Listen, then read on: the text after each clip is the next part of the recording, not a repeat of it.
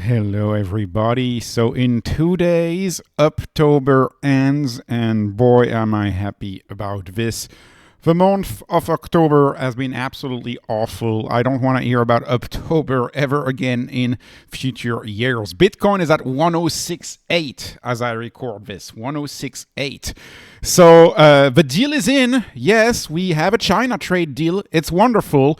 Guess what? The crash worsened the moment the deal was in. So Mr. Market is truly irrational.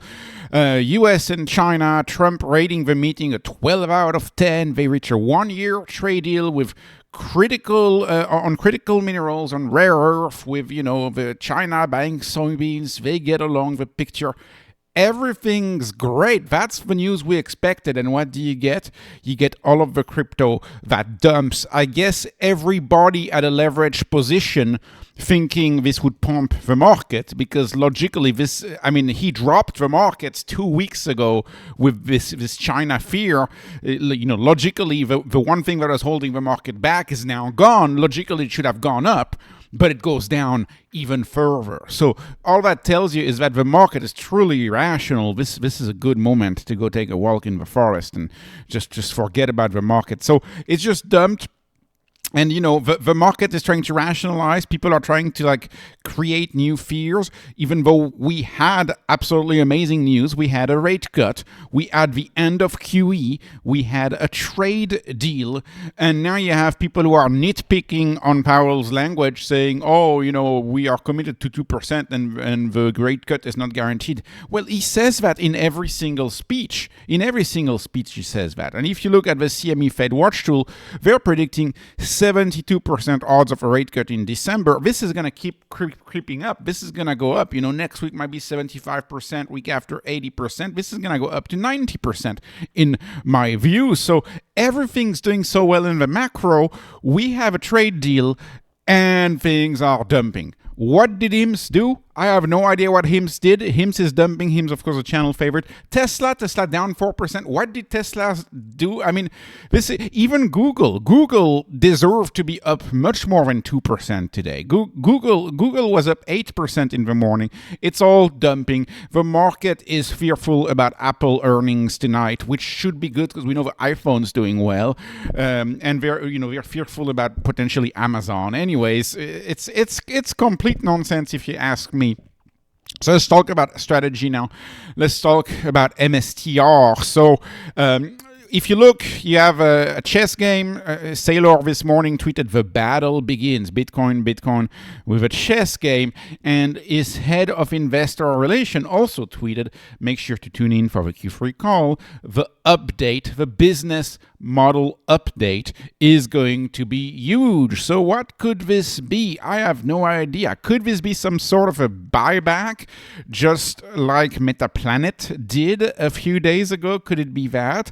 Or could it be a way to earn a yield on the Bitcoin, like Mara is doing, right? Mara has a trading desk, and they're earning a yield on 30% of their Bitcoin.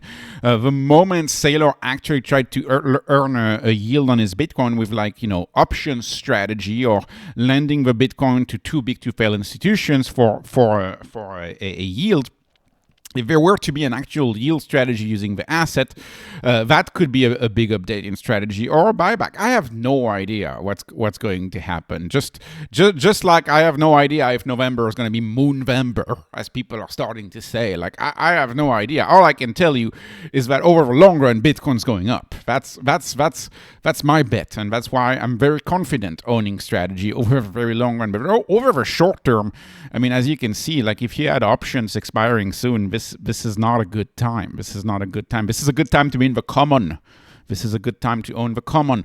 So anyways, strategies crashing about in line with what you would expect, given Bitcoin. Bitcoin is down 3.3% right now. Yeah, Bitcoin is at 106.8 right now as I record this. So if Bitcoin's crashing hard, we can't expect strategy to be up on a day Bitcoin's crashing hard, right? Bitcoin's crashing like it's like we were at 114 not that long ago, and the MNAV compressed by another percent, I suppose, compared to 2 days ago. The MNAV compressed by another But if Bitcoin's not doing well, strategy is not going to do well. And that was always what we knew. And Bitcoin at 106 is not doing well.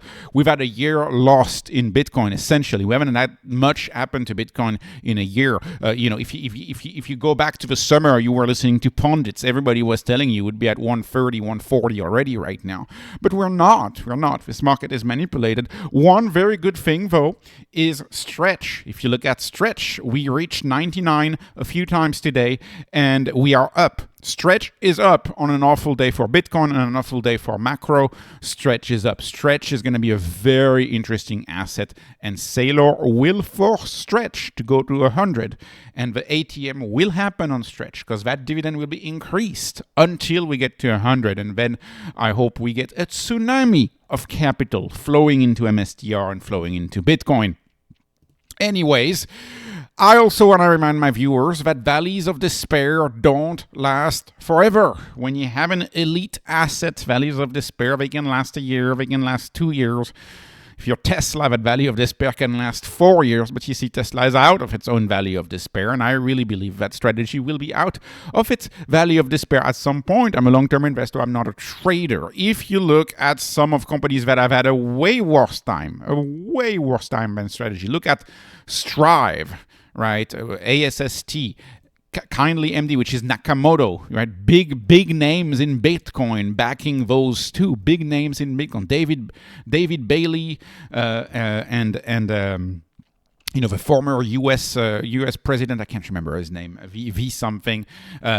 Two big names backing these, up 110% in a matter of 5 days for this one, up 40% in a matter of 5 days. And remember my video that I made on strategy now probably a year and a half ago. A year and a half ago, we had a plus 25% day on strategy. Valleys of despair don't last forever. They can happen. I want to be in the stock for when that happens. Even Mara, by the way, now trades at a premium, a nice 11% premium, while most of the year it was trading at a 5 to 10% discount. Right now it trades at a premium. So even Mara got out of its valley of despair. These things don't last forever. I wanted to also conclude by briefly discussing Solana treasury companies. You can see Anatoly, the founder of Solana, has been on 2 major podcasts, the ARK Invest podcast and the Peter Diamandis podcast. I've started listening to them. I finished one of them. Absolutely outstanding, the advance that Solana has, I think, on a lot of over blockchains. This is an execution layer. This is the world transaction system, the world financial system rebuilt. I am very bullish on Solana, the asset, even though I don't cover it day to day. And of course, what I like about Solana is the staking yield. You don't have to worry like Bitcoin taking risk, lending the Bitcoin to a hedge fund. You don't have to worry about that with Solana because there's a native 8 to 10. I mean, they can enhance it, but you have a good 8% staking yield that is embedded in the asset.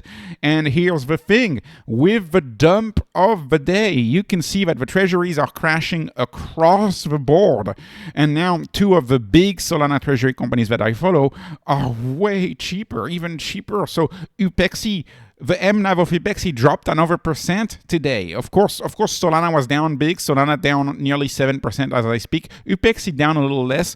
But yesterday, the performance of Upexi was not as good either. So now we are 0.68. We've dropped. This is a 32% discount on Solana. A 32% of discount on Solana if you're willing to buy it for a treasury company who anyways earns a higher staking yield that you could on your own. And if you look at DeFi DV, another Solana treasury company that I like very much, where they do earn about 10% staking, you're looking at a basic MNAV of 0.84, and even better, you're looking at a fully diluted MNAV of 1.04, even taking into account the future dilution, which happens down the road anyways. It doesn't happen today. I believe using basic MNAV is the better way to go. These are just dumping like insanity. Yeah, so much for October. October was not a good month. Can't wait. We'll see. We'll see how November is. But we need to pick back up in the end of the year. Otherwise, I fear the cycle may be showing some side of weakness and being over. So we really need to go up now. essentially. But if we don't, that's okay. This is not the first value of despair we've been on this channel. We've been on it for HIMS. We've been on it for so many different stocks. So, we'll be fine no matter what. So anyways, this was not investment advice. This is not financial advice. This is only entertainment. I'm hoping you were entertained. Please like, please subscribe, follow me on Patreon, follow me on X. Thank you for watching and have a wonderful, wonderful day.